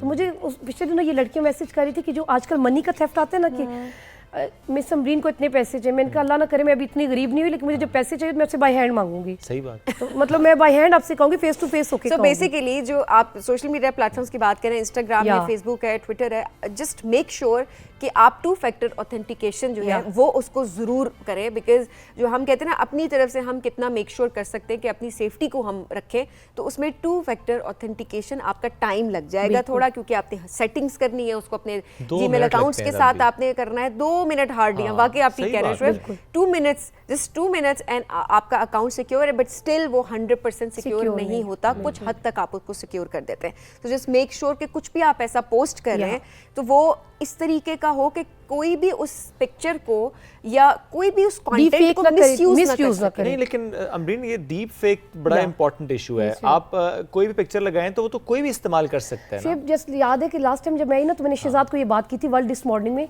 डी फेक आईडी का उस टाइम भी हुआ था। लेकिन डी फेक आईडी आप बनाते ना, जैसे मैं इधर बैठी हूँ ना, मेरी पिक्चर कोई भी कहीं से ले लेगा, टेलीविजन से ले लेगा, तो आईडी तो वो बना लेगा। लेकिन जो अगला बंदा है ना जो एक्सेप्ट करे, पहले तो वो ये देखिए कि मैंने फेसबुक पे अलर्ट कर दिया I have the single one.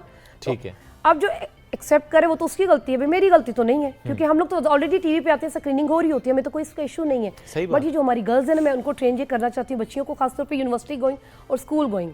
आप लोग जब अपने स्कूल्स में जाओ तो कोई जरूरत नहीं किसी से हेलो हाई इतनी रखने की, कोई आपका करीबी रिश्तेदार नहीं है। वो कहते हैं मीडिया में मैं एक टर्म यूज करती हूँ, दिखता कुछ है बिकता कुछ है। तो मतलब अपने आप को ना खुद अवेयर करो। जब घर से अब मैं अपने घर से निकली, अपनी एग्जाम्पल देती हूँ, मैं अपने एरिया में आई हूँ ना, तो एरिया से मैं वॉच करती हुई कि मुझे कौन देख रहा है, जाहिर बात है मॉर्निंग से निकली हूँ, तो मतलब अपने आप ना चेक एंड बैलेंस अपना खुद करें। जब अपना मुहासबा हम खुद करेंगे तो किसी की जरूरत नहीं कोई हमें कुछ कैश वेब। सही ये बात बात है, है सही बात कि जब आपको मैंने बताया था ना लास्ट टाइम कि गूगल पे जो एप्स चले हैं, उन एप्स को भी तो पढ़े लिखे बंदों के लिए चाहिए ना। कल रात को मेरी एआई कॉन्फ्रेंस थी, तो वहाँ पे अमेरिकन एक बिल बैठी हुई, तो बिल सर ने मुझे कहा कि मिस समी can you explain why Pakistan going in the downfall, Pakistan दिन ब दिन डाउन में क्यों जा रहा है। तो मैंने इसको कहा, मैंने कहा Bill if you don't mind, we are the developing country, हम लोग अभी तरक्की कर रहे हैं, हमारे बच्चों को 3G 4G के चक्कर में पड़े हुए, हमें पता ही नहीं एआई है क्या, रोबोटिक हमें नहीं पता, स्कूलों में नहीं पढ़ाते ना। चलिए ये तो चले एक बिल्कुल एक अलग टॉपिक है कि हमें कितना एजुकेट होने की जरूरत है एंड ऑल दैट, तो थोड़ा सा अवेयरनेस के पर्सपेक्टिव से जरा बात कर लेते हैं। एक तो ये कि 2 factor authentication is very important for Facebook, Instagram, आपके सोशल मीडिया अकाउंट्स जो उसकी बहुत ज्यादा जरूरत है। Privacy लेट्स सपोज एक तो ये कि I somehow I disagree with your point के, बिकॉज बहुत सारी लड़कियां इस वक्त हमें देख भी रही हैं कि अगर आपके साथ कोई गलत कर देता है, आपको हरास कर रहा है कुछ में, it's not your fault at all, ये आपकी गलती नहीं है, ये आपकी गलती नहीं है बिल्कुल भी, बिकॉज आप कोई भी आपके साथ अगर कुछ गलत कर रहा है, आपकी पिक्चर को मिसयूज किया है, कंटेंट, हाँ जिम्मेदारी है कि हाँ आप करें, लेकिन आजकल हालात कुछ इस तरह के भी हैं कि मैं अपनी एक नॉर्मल पिक्चर भी, लेट्स सपोज मैं दुपट्टा रख के भी अगर एक पिक्चर अपलोड करूंगी, तो टेक्नोलॉजी इतनी आगे बढ़ चुकी है कि वो दुपट्टा किस तरह से एडिटिंग से हटा दिया जाता है, धड़ किसी और का, सर किसी और का, ये हम इस तरह की डीप फेक टेक्नोलॉजी में ये हम हालात देख रहे हैं आजकल। तो जो हम सुसाइडल रेट की बात कर रहे होते हैं इन इवेंट्स के बाद, वो गिल्ट की वजह से ज़्यादा होते हैं कि मुझे ये नहीं करना चाहिए था, या अब मेरे साथ क्या होगा, खुदा ना खास्ता अगर ऐसा कुछ हो जाता है, तो इट्स वेरी इंपॉर्टेंट कि आपको ये अवेयरनेस हो कि आपने किस प्लेटफॉर्म पे जाना है। अमरीन साहिबा, अगर ऑनलाइन अगर हरास किया जा रहा है किसी लड़की को या किसी लड़के को, उसमें पहला स्टेप क्या होना चाहिए? ऑनलाइन किस वेबसाइट पे जाएं, किस तरह से अपने केस को वहां पर रजिस्टर करें? सबसे पहले इसका ये होता है कि आपके साथ सबीन फॉर एग्जांपल कोई भी विक्टिम है ना, मैं उसको ये बताती हूँ कि जब आपके पास कोई केस आता है ना, आप ये करें कि सबूत नहीं मिटाने। जिस बंदे ने आपको कॉल किया, व्हाट्सएप है, फेसबुक है, कोई भी है, सबूत नहीं मिटाने। और सबसे पहले अगर कोई बंदा आपको कॉल करके तंग करे ना, तो रिकॉर्डिंग पे कॉल करें। और रिकॉर्डिंग भी क्या करनी है, जब कॉल करके ना अपनी किसी अजीज को, बहन को सेंड कर दे recording. Mobile some time hack हो जाते हैं, अक्सर होते हैं, तो एक यूएसपी लें, यूएसपी में वो रिकॉर्डिंग डालें, ठीक है? रिकॉर्डिंग जब आपकी डल जाएगी तो फिर आपने क्या करना है, ये अपने सारे सबूत लेके, जैसे इस्लामाबाद को इस्लामाबाद के ऑफिस लगते हैं, पिंडी में पंचसड़की में ऑफिस है, पीसी होटल के पास एफआईए के ऑफिस है, इस्लामाबाद में हमारा साइबर विंग है। साइबर विंग अच्छा काम करे, नो डाउट, बट वो भी बेचारे क्या करें, उनके पास मैन पावर कम है और केसेस बहुत ज्यादा हैं। उस दिन मैं गई हूँ तो कहते मैम पिंडी के, कहते मैम फाइलें देखिए कितनी, हम बंदे कितने हैं। तो वो अब नेक्स्ट अब वहाँ पे जाएंगी ना, तो वो आपसे आपका केस लड़की से पूछेंगे, लड़की की एग्जांपल दे। जब वो नेक्स्ट स्टेप आपने ये करने, जब उनसे केस फाइल करेंगी तो जो एक एप्लीकेशन लिख के देते हैं ना, रिटर्न फॉर्म विक्टिम जो होती है, तो अपने फादर या मदर को साथ ले जाएं, उस एप्लीकेशन की एक पिक्चर लें, उनको हैंड ओवर तो आपने कर दिया, ठीक है। ये नहीं कि उनको छोड़ के बेगम हो जाए। तो फिर आपने वो अपने पास सबूत भी रखने, एक सेकंड कॉपीज अपने पास रखनी है, ठीक है? देन आपको ना आपको ये पता है कि पुलिस पहले एफआईआर दर्ज करती है और एफआईए वाले वो नहीं करते। वो लोग पहले बुलाते हैं, सबूत मांगते हैं, देन केस स्टार्ट करते हैं। 10 डेज का कोई टाइम होता है, 15 डेज का। वो अपनी कार्रवाई करते हैं, नंबर्स आपसे लेते हैं, वो ट्रेस करते हैं कि बंदा या बंदी या डीफेक आईडी ये कहाँ पे एग्जिस्ट कर रहा है। तो वो सारा इनका प्रोसीजर होता है। और ये 6 स्टेप मैं आपको बताना चाहती हूँ आपके इस प्रोग्राम के थ्रू। फर्स्टली गर्ल्स को चाहिए कि अपने जो पासवर्ड है किसी के साथ शेयर ना करें। सेकेंडली जो ऑनलाइन जो आप लोग कैमरे ऑन करते हो ना, वेब कैम ना ऑन करें। थर्डली आपने ये करना है कि किसी के साथ, अगर लड़के के साथ किसी लड़की का बॉयफ्रेंड है, कोई भी x I don't call the name, उसके साथ जाके फिजिकल मीटिंग अलाउन नहीं करनी। पब्लिक प्लेटफॉर्म, जैसे फॉर एग्जांपल अगर कोई आपसे कह रहा है ना आपके रूम्स में मिलकर, no come in the hotel, in the crowd में जाके मिलना है। क्राउड में जब आप मिलेंगे तो फिर आपको कोई कुछ नहीं कर सकता। देन आपने एक बात ये करनी है कि जब आपके पास कोई वर्ड्स आप यूज़ करें, कोई मीटिंग करे, कन्वर्सेशन करे, कोई आपको इमोशनली ब्लैकमेल कर रहा है, अगर तुमने जाके ये सबूत दिए तो मैं तुम्हें कत्ल कर दूंगा, दिस एंड दैट। मैं अक्सर कहती हूँ जिंदगी मौत तो अल्लाह के हाथ में ना, लेकिन फिर भी आपने ये करने के जो वो आपको थ्रेट दे रहे हैं ना, तो आपको जो एरिया में अगर पुलिस स्टेशन है वहाँ पे जाके पहले करें। ये नहीं कि घर में माँ बाप को भी परेशान कर रही, खुद भी मेंटली स्ट्रेस हो रही हो, मतलब नींद की टैबलेट सब कुछ ले रहे हो। ये आपने ये करने की, जब उनके साथ कंप्लेन कर देंगे ना, तो और किसी को नहीं कर सकते। तो cyber crime journalist Amreen Chaudhry हूँ मैं गर्ल्स के लिए एट अ टाइम मेरी ये सर्विस है कि लड़कों की मैं मदद नहीं करती, लेकिन औरतों के लिए मैं 24 घंटे अवेलेबल हूँ। लड़कों का क्या कसूर है? फिर ये होता है ना कि आप लोग अक्सर, आप लोगों के हाथ बड़े होते हैं, आप लोग पहुंच सकते हैं, हमारे ये होता है, हमारे बंदे भी होते हैं हाथ अक्सर, तो हम लोग अक्सर ये करते हैं, मजबूर होके आती हैं। अच्छा, मतलब ये कि आपकी प्रायोरिटी ज्यादा है कि आप बच्चियां गर्ल्स जो छोटी हैं। नहीं, दैट्स राइट। और मैं ऑन अ लाइटर नोट में कर रहा था, लेकिन अदरवाइज ज़ाहिर है खवातीन ज़्यादा फेस भी कर रही हैं, ज़्यादा सफर भी कर रही हैं, घबरा जाती हैं, नहीं आ सकती। बिल्कुल नहीं, बहुत इंपॉर्टेंट पॉइंट आपने रेज किया, वो घबरा जाते हैं। घबराना नहीं है, आपने अपने पेरेंट्स को लूप में ले, हिम्मत करें। और अगर ऐसा खुदा ना खास्ता कोई चीज़, पहले तो सबसे पहली चीज़ है कि आपने वल्नरेबल नहीं होना, आपने बचना है, अपने पासवर्ड शेयर नहीं करने हैं, कोई पिक्चर शेयर नहीं करनी, कोई भी ऐसी चीज़ जो आपको लगता है। अच्छा, ये बड़ी इंपॉर्टेंट बात इसमें ये भी है, फियांसे है, हस्बैंड है, जो भी है, ऐसी कोई चीज़ शेयर करनी नहीं है। और अपने मोबाइल में ना इस तरह की कोई पिक्चर्स रखनी भी नहीं है। ये बड़ी इंपॉर्टेंट ये मैंने ये बात लाजमी हाईलाइट करी थी कि अगर ये मोबाइल है ना, इसमें मैं रखूंगी तो मेरा अपना कसूर है ना। और किसी शादी फंक्शन पे हम लोग जाते हैं ना, तो ये याद रखना है कि जो कैमरा होता है ना, अक्सर हमारे साहब और मैं जाके टेलीविजन पे ये बात करते हैं, जो कैमरा फोटोग्राफर हमने हायर किया उसी की ड्यूटी है, और किसी के मोबाइल में जाके नहीं पिक्चर लेनी। लोग कहते हैं ना बड़ी प्यारी लग रही, जरा आके सेल्फी ले, कहते थैंक्स, अल्लाह का शुक्र है वो खड़ा वो बना रहे। तो मतलब ये करना है आप लोग। सही बात है, सादी सी बात है कि अपनी हिफाजत खुद करनी है। कोई हमारी हिफाजत नहीं करेगा जब तक हम खुद नहीं करेंगे। That's right। कोई आखिरी मैसेज देना चाहती हूँ लड़कियों को? आखिर में मैं यही कहना चाहती हूँ कि अपनी यूथ को, लड़कियों को क्या लड़कों को भी, ये ना कि लड़के बेचारे जेंडर बाइस होकर वो बरसना शुरू कर दे, नहीं। ये कहना चाहती हूँ कि सिस्टम्स आप लोगों के पास है, सिक्योरिटी, आजकल छोटा छोटा बच्चा हर ऐप यूज़ करे, लेकिन ऐप्स को यूज़ करने का एक तरीका रखें, पॉजिटिवली यूज़ करें, नेगेटिवली नहीं करें, क्योंकि पाकिस्तान एक ऐसी कंट्री हम दुनिया में रिप्रेजेंट कर रहे होते हैं, तो we should never forget the names and culture of Pakistan. Thanks a lot. Thank you Amreen Sahab, बहुत शुक्र साथ मौजूद थे, बहुत अहम मौजूद जिस पर गुफ्तगू कर रही थी। ब्रेक की तरफ बढ़ेंगे, ब्रेक से वापस आएंगे, रहिए हमारे साथ। ये है rising Pakistan.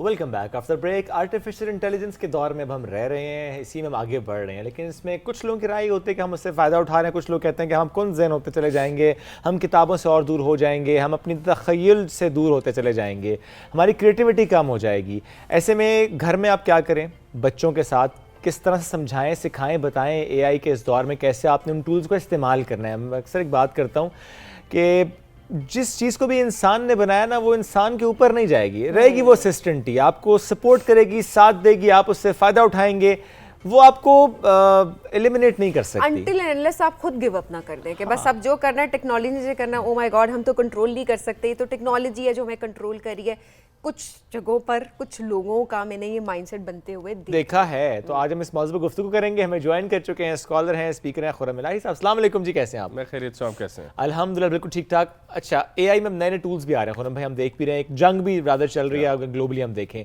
How do you see this? पहली बात तो ये है कि जो आपने कहा ना कि बहुत ज़्यादा लोगों को यूँ लग रहा है कि एआई हमें ज़िंदगी से दूर करेगी। 2015 में एक ओपन लेटर टू एआई लिखा गया था और उसके अंदर दुनिया के लीडिंग लोग इलॉन मस्क, स्टीफन हॉकिंग ने भी साइन किए थे कि हमें एआई के इन प्रोजेक्ट्स को स्लो डाउन करना होगा। अच्छा, होता ये कि खुसूसन हमारे पाकिस्तान में भी हम कह रहे हैं, हम हर चीज़ को बड़ी लालच और नदीदेपन के साथ इस्तेमाल करते हैं कि भाई हमें अमीर कर देगी, इससे ये वाली स्किल अपग्रेड हो रही है, ये नई मार्केट ओपन हो रही है, तो हम उसका लॉन्ग टर्म नहीं देख पाते कि वो किस तरह हमारी ज़िंदगियों में आहिस्ता आहिस्ता हमें पीछे धकेल रहा है। हमने अपने आहिस्ता आहिस्ता सारे काम आउटसोर्स कर दिए। कहा जाता था स्किज़ोफ्रेनिया है, अब हर कोई स्किज़ोफ्रेनिया, एक सूडो स्किज़ोफ्रेनिया का नाम दिया जा रहा है। हम सिरी से, मेटा एआई से, चैट जीपीटी से जैसे ही जहन पर दबाव आता है हम साथ ही दूसरी तरफ चले जाते हैं। यानी हम अपनी टेंडेंसी टू बी मैन, हम तारीख में आइस एजेस काट के जिस वजह से यहाँ आए हैं, हमें खड़े होने की आदत थी, हमें रेजिलियंस थी, हम मुश्किल सवालात, अहमद जावेद साहब फरमाते हैं इल्म कहती मुश्किल बात की कशिश को है कि मैं जानता नहीं लेकिन जानने की लगन कम नहीं होने दूंगा। लेकिन अब जहन पर जोर बाद में पड़ता है, आप कहते हैं यार बस करो ना, तुम चैट जीपीटी से पूछ लो, ये 2 लाइंस उससे लिखवा के देख लो। इससे एक बहुत नया किरदार पैदा हो रहा है और वो है कि तालीम का क्या किरदार रह जाएगा। स्कूल रह जाएंगे नहीं रह जाएंगे और उस्ताद क्लास में क्या देने जा रहे हैं, जबकि यूट्यूब, मेटा और मेटा के ऑडियो वर्जन आ गए हैं जो बच्चों को मैथ्स पढ़ा रहे हैं और आप बताते हैं ये 4 क्लास का बच्चा है, ये 8 क्लास का बच्चा है। सवाल फिर ये पैदा होता है कि फिर बच्चा को अगर इतनी अच्छी और म्यारी तालीम मिल सकती है, do we need a human being in the classroom? पहली बात यहाँ पर सबसे अहम ये है कि हमारे पूरे पाकिस्तान में भी बहुत म्यारी टीचर्स हर जगह मौजूद नहीं है। हमारे पास लातादाद स्कूल हैं, yes we have a huge population जो बाहर है, मगर उनकी बात कर लें जो अंदर है वो कौन से नोबेल्स ले रहे हैं। तो उसकी वजह यह है कि हमारे पास शायद लोग वो नहीं हैं जो दिल से उस्ताद हो, मौलिम हो, जिनका पैशन ऑफ लाइफ हो, जो इसी जज्बे के लिए उठते हों कि आज मैंने एक उम्मती को पढ़ाने जा रहा हूँ। वो एक मखसूस मुआवजे के लिए, मखसूस प्रमोशन के लिए तो शायद कर रहे हो। उनके लिए ये बहुत बड़ी रिस्क मार्केट है। चैट जीपीटी, डीप सीक, ये सारे जो टूल्स आ चुके हैं ये वो कर रहे हैं। इसके बरक्स वो टीचर्स भी हैं जो क्लास में जाते हैं और वो अभी भी, जैसे आपने कहा कि वो अभी भी इन टूल से बहुत ज़्यादा आगे जा रहे होते हैं। वो बच्चों को ज़ौक़ देते हैं, वो बच्चों को ये बताते हैं कि तुम क्या क्या नहीं जानते, ना कि क्या क्या तुम जानते हो। वो बच्चों को फौरी सवालात के जिन सवालात के जवाबात फौरी मिल जाएं, जैसे 2 + 2 क्या होता है, सेब का रंग क्या है, वो इन सवालात में नहीं डालते, मगर वो एक नई तजुर्बा नुमा ज़िंदगी की तरफ उन्हें भेजते हैं कि बाहर जाओ और आज देख कर आओ फलां फलां मंजर पे इस वक्त क्या हो रहा है। तो एक एक्सपीरियंशियल लर्निंग की तरफ जा रहे हैं और स्कूल्स की जो दीवारें हैं अब उसे हटाने का वक्त आ गया, क्योंकि हम तो हमेशा से कहते थे कि ये हाइल है जानने में, यानी स्कूल हाइल हो रहा है कायनात को जानने में कि कायनात बाहर फिर रही है। और हम एक बंद कमरे में बैठ के बच्चे को पढ़ाते थे, जो एक ज़माने तक ज़रूरी था, लेकिन अब उसकी ज़रूरत, क्योंकि ज़माना बदल गया, अब ज़माना बदल गया, अब उसकी रोज़ बरोज़ ज़रूरत कम होती जा रही है। एक और अहम बात हम ये करें कि न्यूरल लिंक की डिबेट बहुत तेज़ हो चुकी है, हर आदमी को यहाँ पे न्यूरल लिंक लगा होगा। पहली बात, हमारे लोगों के लिए प्लीज़ ये कोई बहुत हाइपोथेटिकल सूडोस और कॉन्स्पिरेसी थ्योरी नहीं है। हमने 20 सालों के अंदर गूगल को बनते, अपने अरूज पर जाते और अब उसके ज़वाल का वक्त है। विदिन 20 ईयर्स हमने देखा हमारे घरों में टीवी आए, ये वाहिद नस्ल में आए, हमारी दादी नानी के पास नहीं थे। टीवी आया, टीवी लगा, टीवी कलर्ड हुआ एंड गॉन। सेलफोन्स आए, इतने बड़े सेलफोन्स आए और अब ऐसे आप देखते हैं बंदा बात कर रहा होता है, उसका सेलफोन होता ही नहीं, उसने एक हल्की सी कोई चीज़ पहनी होती है और जिससे वो बात कर रहा होता है। इस टेक्नोलॉजी की एवोल्यूशन के साथ स्कूल कॉलेजेस को बहुत तेज़ी से तब्दील होना है, क्योंकि अब इल्म वो फैकल्टी नहीं रहा जो मखसूस 10 लोगों के पास है जिनसे सीखने के लिए मैं यूनिवर्सिटी में जाता हूँ। अब तो घर में बैठी वो माँ, आप मानेंगे नहीं, हमारे जो तंदूर पे रोटी लगाते उसने कहा खुरम साहब मैं एकेडमी भेजूँ। मैंने कहा यार, अगर कहते मुझे तो पढ़ाना ही नहीं आता। मैंने कहा आप ये जो आपके हाथ में चिमटा है ना, बस इससे कहा करें भाई बताओ आज तुमने क्या पढ़ा। वो कहेगा मैंने आज फॉरेस्ट पढ़े। तो आप कहें क्लास 3 फॉरेस्ट लेसन यूट्यूब पे ऑन हो जाएगा। कैसे अब होम स्कूलिंग का कॉन्सेप्ट ज्यादा बढ़ता हुआ आपको दिखाई दे रहा है, या स्टिल पहला सवाल तो ये कि क्या हम तैयार भी हैं इसके लिए? हम तैयार नहीं है। होम स्कूलिंग बड़े बहादुर लोगों का शुजात दरकार है उसके लिए। सही बात है, वो कि डिसीजन आपने लेने बड़ा पूरे मुश्किल है। निजाम के खिलाफ खड़े होना है। दूसरी एक बड़ी प्यारी बात हम करते हैं कि स्कूल्स की अब डार्क साइड हमारे सामने आ रही है कि जिस दौर में बच्चा एक जुबान समझता है, एक फैकल्टी समझता है, एक एहसास समझता है, मोहब्बत, उसमें हम उसे आई नो किड्स जिनको डायपर लगा होता है वो स्कूल जा रहे होते हैं, माँ उसे अपने पास रखे, उसे अपनी मोहब्बत में रखे।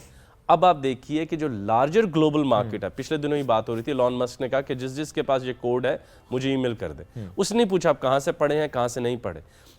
ये कहाँ से पढ़े हैं, कहाँ से नहीं पढ़े, इंडस्ट्रियलाइजेशन के साथ मैचअप किया था स्कूल्स को। इंडस्ट्रियलाइजेशन 1910-12 में शुरू हुई तो उन्होंने कहा यार अब इतने लोगों को नौकरियां देनी है, अब हम हर किसी को नहीं दे सकते, कोई काबिलियत रखनी चाहिए, वो कोई एक्रीडेशन हो, वो कोई टेस्ट हो। तो उसमें स्कूल ज़रा आगे निकल गए कि हम आपको ऐसा एक आदमी देंगे। और वो स्कूल भी टेक्निकल नॉलेज की तरफ ज़्यादा था, इल्म बराए इल्म नहीं था, इल्म बराए अखलाक नहीं था, इल्म बराए ज़िंदगी नहीं था, इल्म बराए शऊर नहीं था, इल्म बराए आगाही नहीं था, इल्म बराए फ़कत ये था बताए मुआवजा कितना कमा लेते हैं।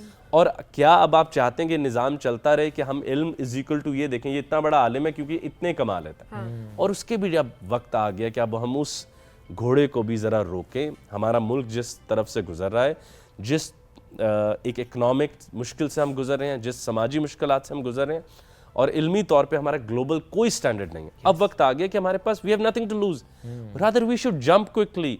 हम इन टूल्स को बेहतर तरीके से इस्तेमाल करें, ना कि फिर वही असाइनमेंट जो पहले मैं गूगल से देख के करता था उसको बचने के लिए यहाँ से करूँ, वो थीसिस जो पहले मैं चोरी चारी से करता था अब फिर मैं इससे करवाने लग जाऊँ।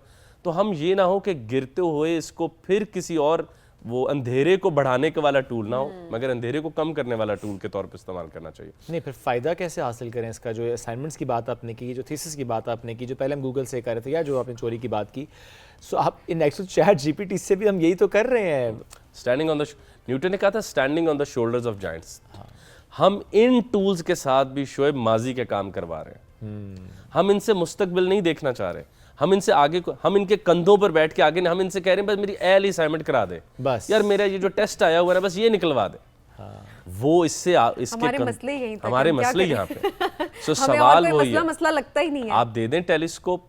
अगर एक आदमी को टेलीस्कोप का मंजर ही है कि वो उकाड़े से आगे की जिंदगी नहीं, वो कहेगा यार तो वो नजर आता है, और वो जेम्स वेब टेलीस्कोप से दूसरी कायनात है कहाँ तमन्ना का दूसरा कदम यार। अब ये तो आपकी तमन्ना है कि आप दश्ते इम्का को एक नक्शे पा बनाते हैं गालिब की तरह। ब्रॉडर पर्सपेक्टिव में चीजों को देखना है, हमें ब्रॉडर पर्सपेक्टिव में देखना है। अगली जो एक बहुत इंटरेस्टिंग बात हो रही है वो है पर्सनलाइज्ड एआई की, जो कि 2027 से आगे, 2027 में तो कंफर्म आ चुका है। पर्सनलाइज्ड एआई, हर आदमी का एक पर्सनल एआई होगा जो आपके ज़ौक, आपकी चीज़ों के मुताबिक होगा, क्योंकि मार्केट में डीप सीक आ गया, चैट जीपीटी आ गया, जेमिनी मौजूद है।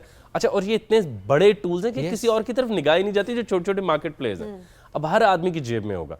अगर हमारे जो भाई कैमरा मैन है उन्होंने जाना होगा, वो अपने टूल को बता जाएंगे यार जरा देखना, let me have a quick look, वो खुद ही उनको इन्फॉर्म कर देगा। आपको मतलब ये जो असिस्टेंट हायर वो आपको करना नहीं पड़ेगा, और हर किसी के पास अपना असिस्टेंट। लेकिन जो बड़ी प्यारी बात है हमें जावेद साहब ने की, जो सबसे बड़ा इंसान को और बंदगी को, उसातिज़ा को, तालिब इल्मों को सवाल ये पैदा होगा, वो ये है कि ना जानने का एहसास ख़त्म हो जाएगा। हम जानने के कैद खाने में आ जाएंगे। हमारी ज़िंदगी इतनी खूब, अच्छा मैं आज क्यों आया हूँ, लोग अभी टीवी क्यों देख रहे हैं, क्योंकि उनको नहीं पता मैं क्या कहूँगा। हम कभी हाइलाइट्स वाले मैच को तो एंजॉय नहीं करते, तो ज़िंदगी हाइलाइट्स वाला मैच बन जाएगी जिसमें सब कुछ पहले से मौजूद होगा। अभी आप सोचने लगे होंगे कि मेज़ पर पड़ा ये जो एब्स्ट्रैक्ट आर्ट वाली चीज़ है ये क्या है, और जवाब जहन में आ चुका होगा। तो वो जो जानने और ना जानने के दरमियान हम बंदगी का सफ़र करते थे, ज़िंदगी का सफ़र करते थे, वो खत्म हो जाएगा, हम तड़पते थे, वो सब खत्म हो जाएगा। और ये बहुत संजीदा सवाल है तारीख का। न्यूरालिंक जब यहाँ लगेगा, by the way Canada, US दोनों में रेबन वॉट की वो आ चुकी हैं, जिसके साथ ही वो हर चीज़ को देखते ही बयान करती है। यानी अब मैं अपनी घड़ी को प्योरली नहीं देख सकता, साथ ही ऑगमेंटेड रियलिटी बताने लग जाएगी। सवाल ये है उस्ताज़ा के लिए, तालिब इल्मों के लिए, कि क्या मैं फिर उस पाक पवित्र खूबसूरत वर्जिन कायनात को देख पाऊंगा, उस फूल को क्या मैं दोबारा देख पाऊंगा जिसको अल्लाह ने मेरे लिए बनाया था? यानी जैसे ही मैं देखूंगा वो कहेगा फ्लावर, नस्ल, ये और सब इमेजेस चल रहे हैं, मैं एक आयरन मैन की तरह नहीं कर पाऊंगा, मैं फील नहीं कर पाऊंगा। तो उस आगाही के सफ़र में ये रास्ते में हायल ना हो जाए, वो बंदगी के सफ़र में। मुझे एक नसीहत बुजुर्ग ने की थी, बेटा जिसने बहुत बहुत अच्छा जूता पहना हो ना, वो बहुत लंबा सफ़र नहीं करेगा, वो दूर नहीं जाएगा। ना कि शोएब ने आज अच्छा बहुत अच्छा जूता नहीं, जिसने बहुत कंफर्टेबल जूता पहना हो, बहुत महंगा जूता। शुक्र कंफर्टेबल देखिए बहुत खूबसूरत बात ये comfortable जो नहीं है, सुबह बता बुद्धा रहे ने कही थी, बुद्धा ने बहुत प्यारी बात की थी कि बहुत महंगे, जिन शहजादों ने बहुत महंगे कपड़े पहने वो मिट्टी में नहीं खेल पाते, और जिसके गले में बहुत महंगा हार हो वो कभी ज़मीन पर नहीं झुकेगा, वो गिर ना जाए। तो ये deep seek, chat GPT, perplex, ये सब जिस तेज़ी से आ रहे हैं, हम इससे अपने छोटे छोटे काम करा रहे हैं और इफादियत के चक्कर में हम कह रहे हैं यार कमाल हो गया, बड़ा फ़ायदा नहीं हासिल कर, बहुत बड़ा फ़ायदा है। जब गाड़ियाँ आई थी, किसी ने सोचा था 1925-30 में कि एनवायरनमेंट के ऊपर सबसे बड़ा सवालिया निशान ये होगी?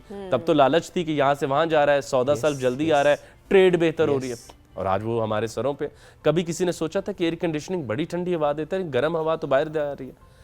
वही सवाल एग्जैक्ट इसके ऊपर लग रहा है कि जिस एआई को हम हांके चले जा रहे हैं कि और तेज, और ताकतवर, और आगे बढ़ो, क्या ये ना हो जैसे शोएब ने कहा कि वो इंसानियत। लेकिन शोएब बस आखिरी बात, जी जी, देखिए हम पूरी फूड चेन के ऊपर एक वजह से कि हम सबसे ज़हीन है, शेर, हाथी सब पीछे हैं, बिल्कुल याद रखिएगा कोई और ज़हीन कंपोनेंट आ चुका है, और तारीख का असूल है कि जो ज़हीन होगा वो फूड चेन के ऊपर टॉप पे होगा, टॉप पे होगा। और अब इंसान वो ज़हीन, और हमने खुद सरेंडर किया, जैसे सबीन ने कहा, वी आर वेरी हैप्पी, कर दिया, तो हमने कर दिया है।